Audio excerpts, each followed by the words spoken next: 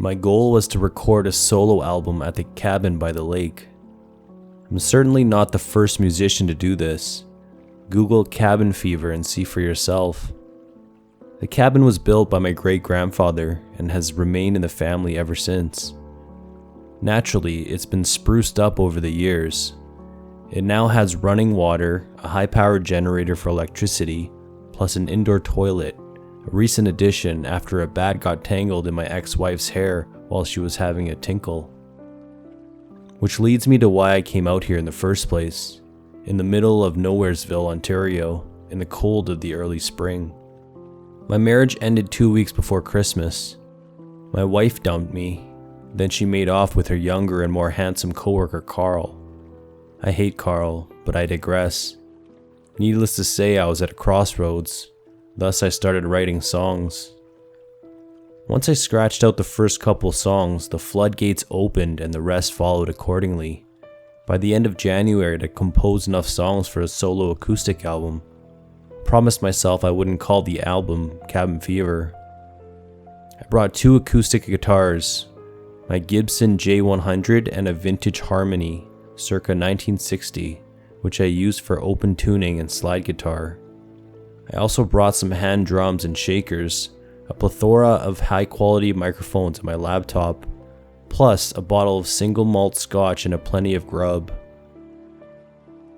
It's a 3.5-hour drive straight north. The cabin is so far off the beaten path that not even Google knows of its existence. I've done this drive more times than I can count, but it's never easy. I got lost on my way up, and not for the first time. Eventually, after doubling back, I found the correct side road and made it just before sunset. Not a good way to start. Things were about to get worse. The cabin was eerily quiet. Darkness was impending, so I quickly got to work. First, I lit the kerosene lanterns, then I started the generator and checked to see if the toilet was working. It was. There was enough chopped wood and kindling to last all week if needed. I fired up the wood stove. The cabin warmed up wonderfully. Then I unloaded my gear and put the food away. Finally, I could relax. I sighed as my buttocks hit the familiar feel of the old leather couch. A lifetime of memories surrounded me. Mom's rocking chair cradled in the corner. Dad's Remington hanging dutifully on the adjacent wall next to the mounted antlers. The collection of family photos on the mantelpiece, including a picture of me with my beloved grandmother, taken at this very cabin, and a wedding photo of my ex-wife in her stunning gown, somewhere off the coast of St. Lucia. I rested my feet on the coffee table and sipped my drink, trying not to tear up. Unfortunately, my mind scurried down the wrong rabbit hole, and I was lured into a deep depression. My life was in shambles, and this was rock bottom. Filled with grief, I found solstice in the bottle until sleep took me under its spell. Day 1, I woke to strange noises. What the heck is that? I rubbed my eyes. My mouth was as dry as a musician's sense of humor. My head hurt. I needed water and Tylenol pronto. I'm too old for this, I reminded myself. No more booze, I promised. I had an album to record. I made a hearty breakfast of bacon and eggs and strong coffee. I ate ravenously. All the while, the scraping noises continued. They were coming from the lake. This cabin was built on the peninsula. It's completely surrounded by water and tall trees. This type of solitude can induce claustrophobia and/or agoraphobia in certain individuals. This cabin certainly has a dark history in that regards. My grandmother committed suicide here back in the 80s. It was tragic. She too was a musician.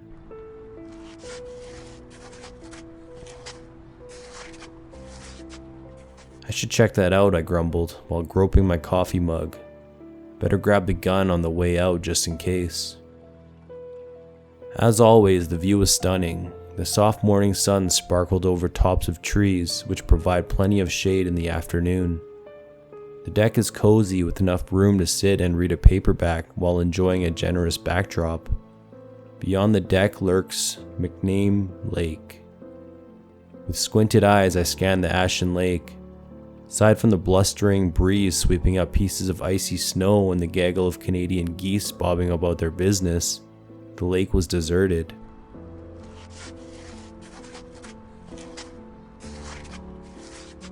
And then it hit me. The lake ice was rubbing against itself. It's thawing. This is normal. Lakes do that this time of year. This should be obvious. I shrugged my paranoia off as jitters. I was in solitude, with no internet, surrounded by a lake that's making strange noises. I'll get over it. Time to get to work. Having set up shop in the living room, I placed a microphone in close proximity to my guitar, and 3 more in various spots around the cabin, including one strategically placed on the ceiling, hoping to capture the full spectrum of sound. I placed the vocal mic in front of me and tuned the guitars ready to roll. With the instruments and recording equipment in check, I went about setting up the cameras. My iPhone provided a close-up of my guitar work, while my GoPro captured the full performance as well as the ambience of the rustic cage. My iPhone provided a close-up of my guitar work while my GoPro captured the full performance as well as the ambience of the rustic cottage. It was slow going at first, my fingers were clumsy, my voice lacking confidence. I couldn't find my groove.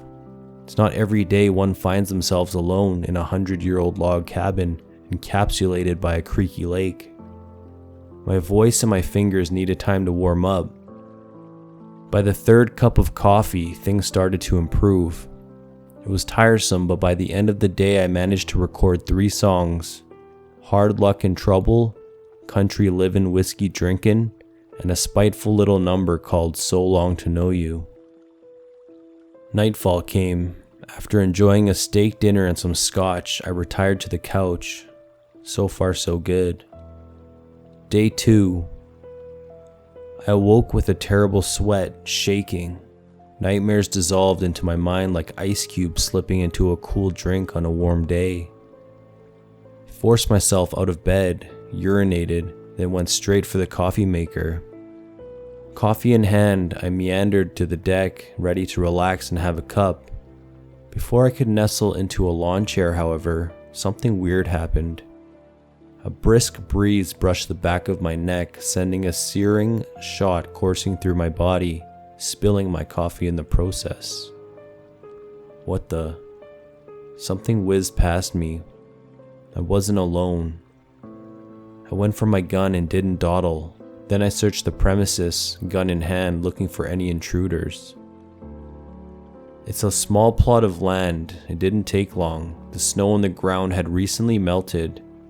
In its place came a mixture of cranky mud and slippery slosh. Chomping along the cold, sodden soil made me miserable. My feet were soaked. Then I noticed the track marks.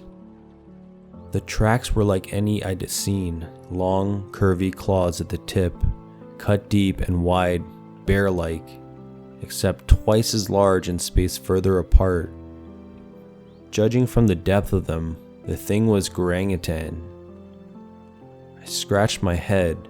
Something about the track marks seemed wrong. I returned to the cabin and fetched my phone. I wanted to document them, so when I'm back in Wi-Fi I can search them up. The problem was, when I returned, the tracks were gone. I was bewildered. This was a different version of outside.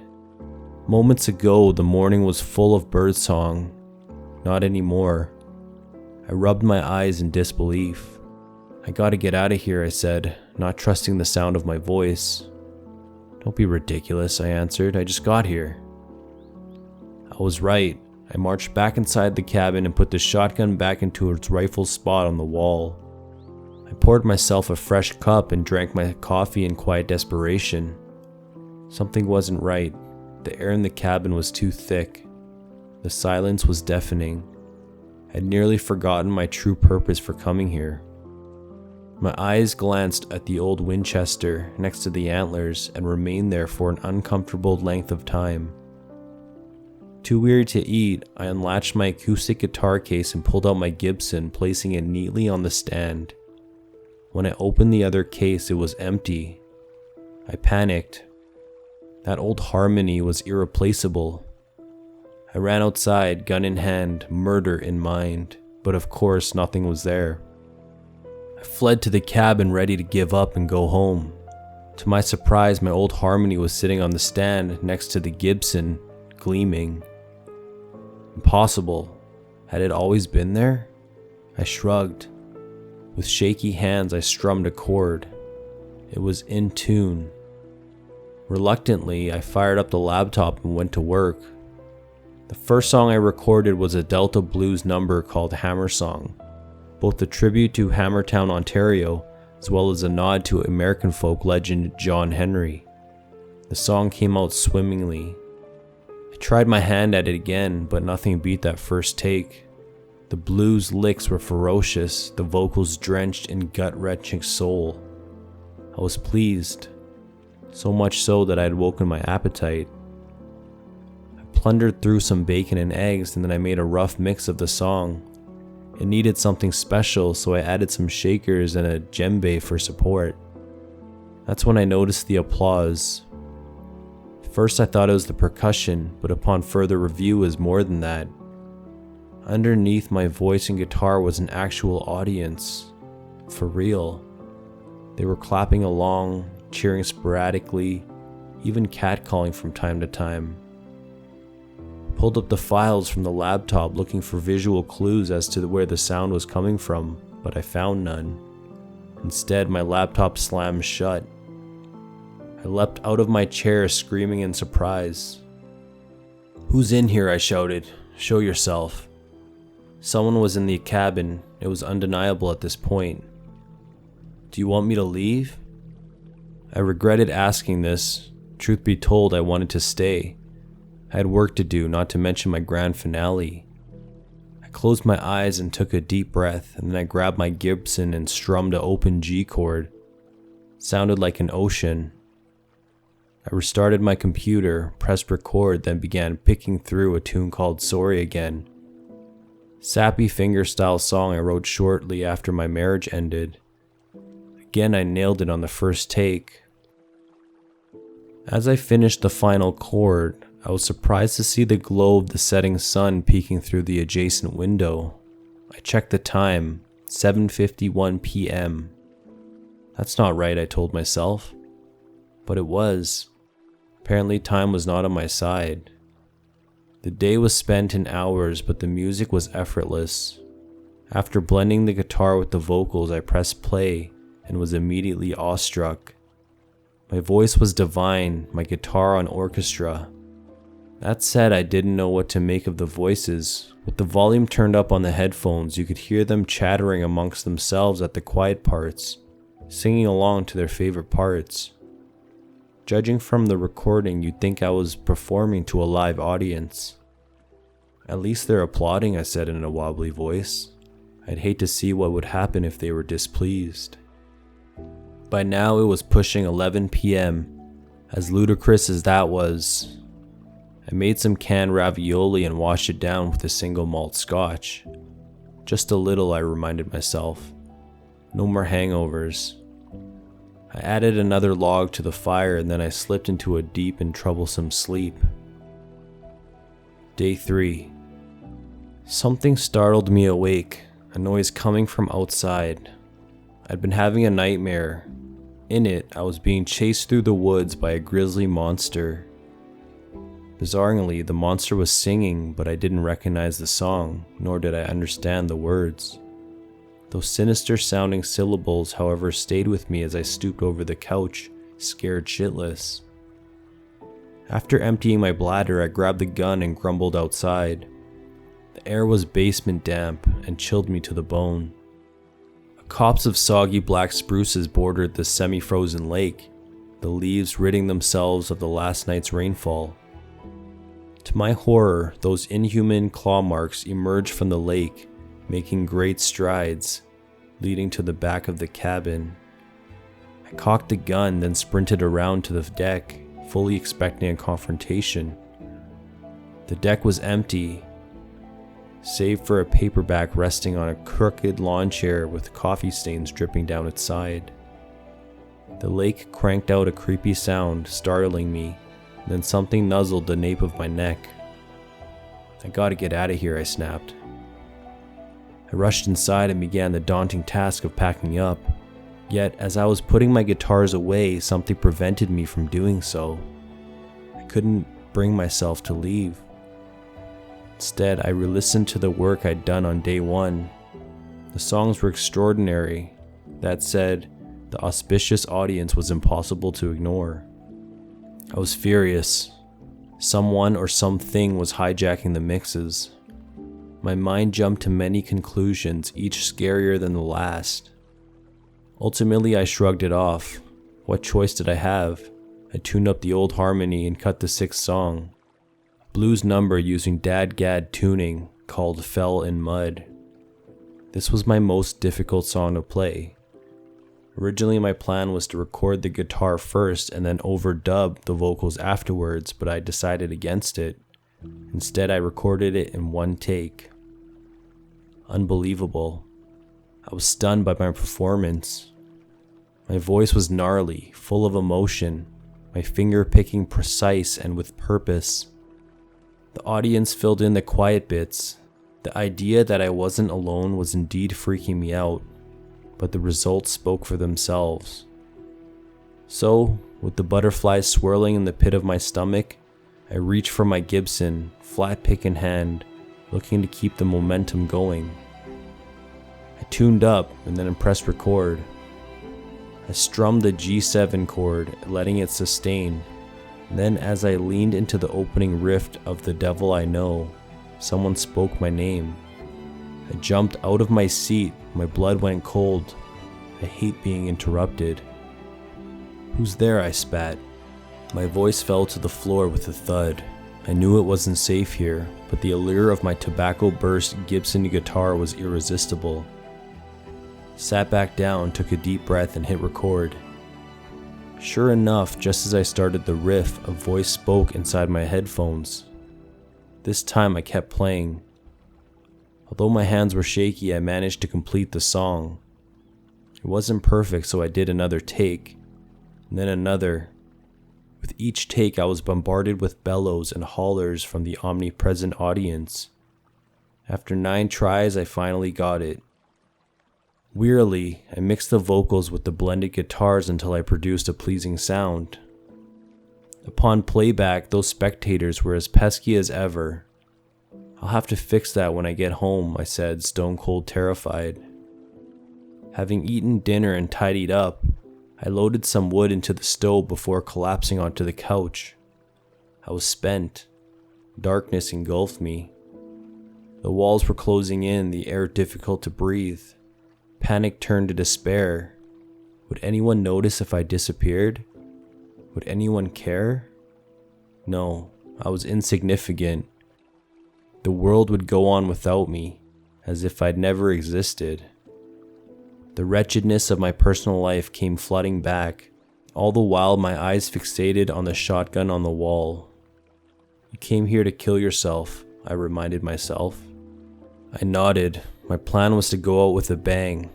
I'll make my final record, a masterpiece that the world would remember me by, and then I'll place the barrel of the shotgun into my mouth and blow my brains to smithereens, Cobain style. "You're not gonna chicken out, are you?" I asked. I shook my head. "Good. Stick to the plan." Footsteps startled me. They were approaching at an alarming speed, crunching through the crisp foliage, stopping outside the cabin door. My stomach turned over. I stifled a scream. Carefully, I tiptoed towards the gun and removed it from the rack. Whatever was behind that door better start praying. "Who's there?" I asked. At first, nothing happened, and then I heard the voice of a woman. "Lucas," she whispered from all around me. I stumbled backwards as if drunk. I regained my composure and then pointed the gun at the door. "Identify yourself or I'll blow you straight to hell." I gripped the gun with cold certainty. I was going to kill something. The voice whispered once again, only this time more forcefully. Lucas. I know my own name. Something crashed outside the door, and that was all it took. The shotgun blast took a huge chunk of door with it. I peeked outside and nobody was there, nor were there any track marks, just mud and trees and lake. The moon was precarious. A lone wolf cried out, shattering the silence. The loneliness of the howling wolf made me weep. I must be losing it, I said, wiping the stream of fresh tears from my face. I shook my head. That's not true. I'd already lost it. That's what brought me out here in the first place. I regarded my decimated door with utter disdain, then shivered. The bitter breeze wafting into the cabin was unwelcoming. Without a second thought, I fetched some tarpaulin and duct tape from the shed and went to work patching the door. It took the better part of an hour, but it did the trick. Fatigue held me in its tiresome grip. Meanwhile, my ears continued their incessant ringing from the weapon's disorderly discharge. I sprawled out on the couch, and for the first time since arriving, I slept soundly. Day 4. I woke up well rested, ready to roll. Speckle of pale light sprinkled into the cabin, as did a newfound sense of purpose. Nothing was going to stop me from completing this album. If I really pushed myself, I told myself, while loading the coffee maker, I could finish the album today. This was true, but I'd have to go hard. I could mix the rest of the songs at home. I opened my laptop, ready to get started, and was surprised by a crimson face flashing across the screen. Its primordial eyes sunk deep into its cheekbones. Its toothy snarl made me cringe. The laptop gurgled and then went blank. Suddenly, I was frozen with fear. My eyes darted towards the shotgun. "You haven't lost the nerve, have you?" I asked myself in a chilling voice. I shook my head and then forced my attention away from the gun and instead warmed my hands over the wood stove. My guitar case opened itself. Apparently I should get back to work. The feeling that I was under a spell was irrefutable. I strummed an E chord. The sound filled the cabin with rich overtones, as though in a dream. I leaned into the next song, Eyes on You, a weepy ballad about how I met my ex-wife. Halfway through the tune, I felt something tugging forcefully at my leg. I sprung from my chair in surprise, ruining the take, and I swore under my breath, and then I started up again. Although the entire performance was fraught with stabs and jabs from the invisible bystander, with an endless choir singing along with each chorus, I crushed it. Without second thought, I placed my capo on the 7th fret and found my thumb pick.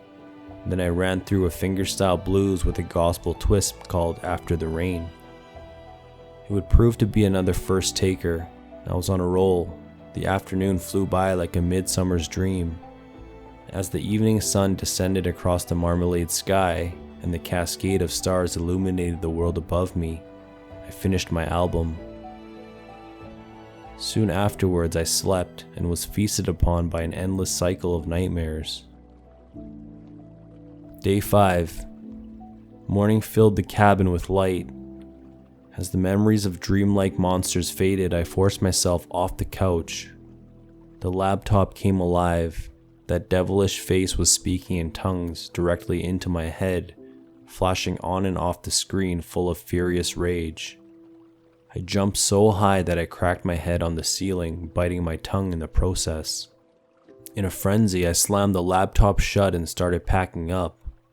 Spent the remainder of the day building a new cabin door.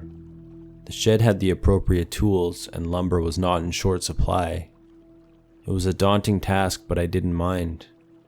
I kept my mind off the evil spirits prowling about. Before leaving, I snapped a pic of the cabin with the guitars leaning lazily against it. My beat-to-death harmony rested at the foot of the newly built log door, my Gibson next to it bursting with brilliance. A beam of radiant light spilled onto the guitars, giving them an angelic appearance. This would prove to be the album cover. I made it home by 9. With me came a new resolution, a reason to stick around a wee bit longer. I wanted to show off my new songs. I sent my recordings to the record company, who were over the moon. They thought the audience was a clever touch. I emailed the album art telling them to edit it to their liking. Then, using the footage from my iPhone and GoPro, I made a video for Hammer Song.